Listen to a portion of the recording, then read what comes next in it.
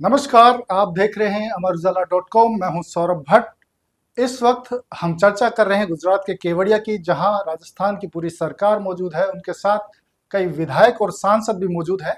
मंथन इस बात पर है कि केंद्र और राज्य सरकारें आपस में किस तरह समन्वय के साथ मिलकर काम करें, और राजस्थान में जो गुड गवर्नेंस की बात है उसमें कोई कमियां खामियां हैं उस पर भी वहां चर्चा होगी। इस पूरे मामले पर और विस्तार से जानकारी देने के लिए हमारे साथ मौजूद हैं वरिष्ठ पत्रकार अंकित तिवारी। थैंक यू सौरभ जी, आपको और आपके तमाम अमर उजाला डिजिटल के दर्शकों को। अंकित जी, हम ये जानना चाह रहे हैं कि गुजरात के केवड़िया में जो इस वक्त बीजेपी का इतना बड़ा मंथन शिविर चल रहा है, इसका मकसद क्या है? क्या इससे आउटकम निकलता नजर आ रहा है आपको? देखिए सौरभ जी, मकसद यही है कि जो डबल इंजन की सरकार है देश में और प्रदेश में, वो समन्वय के साथ चले, जो गतिरोध है वो दूर हो, और साथ ही एक विचार परिवार की तरह ये आयोजन हो रहा है। 3 दिन के सत्र आप तमाम देखेंगे। वहां पर सुबह के व्यायाम कसरत के साथ जो शुरुआत हो रही है और शाम को सांस्कृतिक संध्या के साथ समापन हो रहा है। बीच में जो विचार के सत्र हो रहे हैं वो संघ की पृष्ठभूमि को भी दर्शाते हैं। यानी एक रेजिमेंटल प्रक्रिया में विधायक और सांसदों को बांधा जा रहा है, ताकि जो केंद्र से जुड़े हुए मुद्दे हैं और साथ ही राज्य से जुड़े हुए, वो जनता तक जमीनी स्तर पर कैसे पहुंचे, कोऑर्डिनेशन कैसे बना रहे, एक ही बात पर सभी एक ही सुर में बोले। इन सब के प्रयास नर्मदा के तट पर किए जा रहे हैं, और स्टेच्यू ऑफ यूनिटी के बिल्कुल नजदीक टेंट सिटी में आयोजन हो रहा है। तो आप समझ सकते हैं कि एकता का सूत्र भी एकात्म भाव से दिया जा रहा है। तो अंकित जी, एक चर्चा यह भी है कि इस जो पूरा मंथन शिविर है, इससे राजस्थान में जो सरकार की जो गतिविधि है, सरकार का जो संचालन है, या संगठन और सरकार का जो कोऑर्डिनेशन है, इस पर भी कोई असर आना देखते हैं आप? देखिए, सत्र तो इसमें ये भी रखा गया है, आपने सही बात कही है। और सवाल इस परिस्थिति में वाजिब भी है कि पूरे राजस्थान में अब एक चर्चा है कि आखिर ऐसे सत्र की जरूरत क्यों पड़ी। तो एक सत्र स्पेशल ये भी रखा गया है कि प्रशासन से कैसे समन्वय बना के रखे, आपस में एकता का भाव कैसे रहे, और कैसे केंद्र की नीतियों को जमीनी स्तर पर हम प्रचारित करें, पहुंचाएं, और राज्य भी उसी दिशा में काम करे जिस दिशा में केंद्र कर रहा है। आप देखेंगे कि महत्वपूर्ण मुद्दे, वक्फ बिल की बात कर लें हम, अभी ग्राउंड लेवल पर राजस्थान में भी बड़ी संख्या में मुस्लिम जो नागरिक हैं उनकी संख्या है, साथ ही अन्य राज्य भी है। तो केंद्र का ये महत्वपूर्ण मुद्दा भी है। जातिगत जनगणना अब प्रारंभ होने वाली है, उसको लेकर भी पार्टी का पहले अलग नजरिया था, अब नया नजरिया है, तो कैसे होगा। साथ ही भारत पाकिस्तान के बीच में तनाव की स्थितियां, हालांकि ये सत्र पहले डिसाइड हुआ था, ऐसी स्थितियां उस वक्त नहीं थी, लेकिन ये भी एक मंथन होगा कि जब राष्ट्र हित सर्वोपरि इसके केंद्र में है, तो उसमें ये भारत पाकिस्तान के तनाव वाली भी कि कैसे बयान आने चाहिए। सबसे महत्वपूर्ण एक विषय ये भी रखा गया है, शताब्दी वर्ष है आरएसएस का।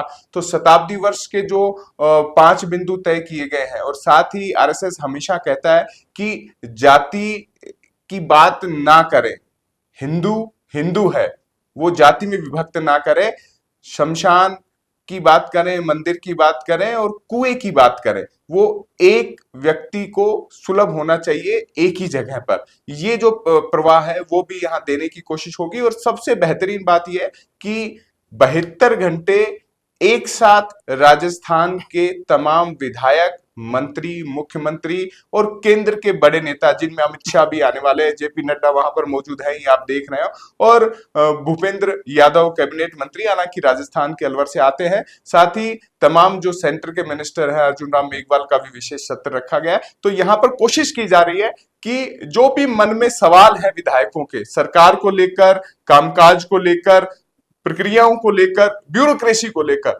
वो सब यहां पर सोल्व कर दिए जाए। और जब गुजरात से वापसी हो तो एकता का भाव, एकात्म का भाव हो, दर्शन का भाव हो, और साथ में सक्रिय धरातल पर उतरकर जन भावना के साथ काम करने का विचार हो। ये संभवतः देने की कोशिश है, अगर ये विधायक ले पाए। अंकित जी, राजस्थान में पिछले दिनों एक चर्चा भी चल रही थी मंत्रिमंडल विस्तार को लेकर। जी, अब ये गुजरात के केवड़िया में जो मंथन शिविर चल रहा है, तो कई विधायक ऐसे हैं जिनके बारे में जानकारी आ रही है, जिनको वहां पर बोलने का मौका दिया जा रहा है, जो फिलहाल मंत्रिमंडल में नहीं है। तो क्या कोई संकेत भी निकल के आ रहे हैं वहां से? देखिए, संकेत तो ये उन तस्वीरों से लगा लिए जब मुख्यमंत्री सुबह वॉक पे गए, तो कई ऐसे विधायक थे जो उनके आसपास मंडरा रहे थे कि यार ये मंत्री पद चाहते हैं। देखिए, चाहत होना अच्छी बात है, लेकिन इन 3 दिन में यही समझाया जा रहा है कि संगठन कुछ दे ना दे, संगठन के साथ बने रहोगे तो फायदे में रहोगे, और सबसे जरूरी कायदे में रहोगे तो फायदे में रहोगे। तो ये मंशा तो है कि जैसा आपने भी जिक्र किया कि कुछ को स्वागत में रखा है, किसी का उद्बोधन रखा है, किसी को अन्य व्यवस्थाओं में रखा है, तो नाम तो चर्चा में आ ही जाते हैं। और संभवतः मंत्रिमंडल का विस्तार भी होना है, और करीब 10 ऐसे नाम हैं जिन्हें मंत्रिमंडल में बदलाव के बाद आना है, या कुछ नए भी जगह भी खाली है तो इन्हें भरना भी है। तो ये तमाम कोशिशें हैं। यहाँ एक चीज भी सामने हो जाएगी कि ये 3 दिन का सत्र चल रहा है, इसकी मॉनिटरिंग अलग लोग कर रहे हैं, तो उन मॉनिटरिंग के आधार पर अंक मिलेंगे, और अंकों के आधार पर ही आगे का कामकाज होगा। तो कह सकते हैं जो बेहतर परफॉर्मिंग करेंगे, अच्छे तरीके से सीखेंगे, यानी स्टूडेंट्स जो बेहतर रहेगा वो मॉनिटर बनेगा। और संभवतः आप सही कह रहे हैं कि इसके बाद मंत्रिमंडल की जो सुगबुगाहट है, उनके कुछ चेहरे सामने आ सकते हैं। एक आखिरी सवाल ये भी है कि बीते 1.5 साल के अंदर अपन बात करें तो राजस्थान में कोऑर्डिनेशन की बात जो कही जाती है कि कोऑर्डिनेशन की कहीं ना कहीं कमी रही। कुछ विधायक सरकार से नाराज भी नजर आए, कुछ विधायकों का ये भी आरोप था कि सरकार में उनकी सुनवाई नहीं हो रही। तो कहीं आपको लगता है कि ये जो मंथन शिविर है इसमें कुछ ऐसा निकल कर आएगा कि ये कोऑर्डिनेशन की जो बातें थी उस पर कोई सोल्यूशन मिले? हाँ, बिल्कुल कोशिश यही की जा रही है। उद्घाटन सत्र में आप देखिए मंच की तस्वीरें, वसुंधरा राजे भी नजर आ रही है। अमित शाह का जो सत्र होगा उनमें भी मंच पर रहेंगी। और इसके अलावा, माफ कीजिएगा, इनके अलावा जो भी तमाम लोग हैं जो संगठन सत्ता से अलग हटकर अपनी बयानबाजी कर रहे हैं, मनमर्जी का बयान दे रहे हैं, उनको भी रोकने के लिए यह मंत्र दिया जाएगा। साथ में कहा जाएगा कि ऊपर से जो निर्देश आ रहे हैं सिर्फ वही लागू करें, बिना सोचे समझे। शुद्ध भाषा में अगर कहा जाए तो इन्हें घोड़े की तरह नहीं, एक टट्टू की तरह काम करना है कि इनके आंखों के सामने पट्टा रहेगा कि ये इन्हीं मुद्दों पर बोले, इन्हीं मुद्दों पर बात करें। ऐसा नहीं है कि मनमर्जी से आपने कुछ भी कह दिया।